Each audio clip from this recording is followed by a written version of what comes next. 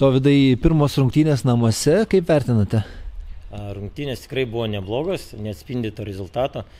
Paprasčiausiai žaidėm neblogai, bet čia ir yra tas ledo ritulys, iš tų smulkių detalių viskas susideda ir tik kažkur užsibuvom kampe, kažkur negrįžom į gynybą ir pas juos daugiau meistriškumo ir jie išnaudoja tas progas.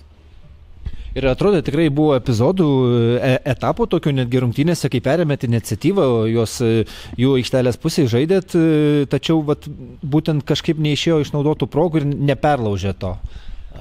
Čia vis tiek dar trūksta kažkiek laiko, kad mums susižaisti, bet jau palyginus nuo praeitų rungtynių Jelgavos, tai jau matėsi, kad vaikinai tikrai nusiteikė rimtai, pakeitė savo mąstymą ir pradėjo dirbti aikštelėje, pradėjo stengtis, pradėjo klausyti ir daryti tuos uždavinius, kokius sugalvojam prieš rungtynės, tai ir dėl to ir ateina tas toksai rezultatas po truputį, kad jau pradedam galima žaisti ir su tom vedančiom komandom.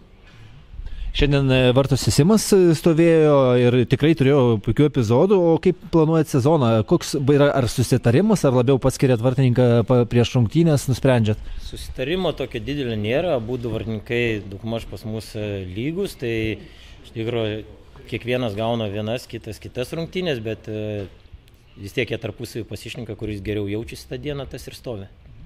Ačiū. Nėra.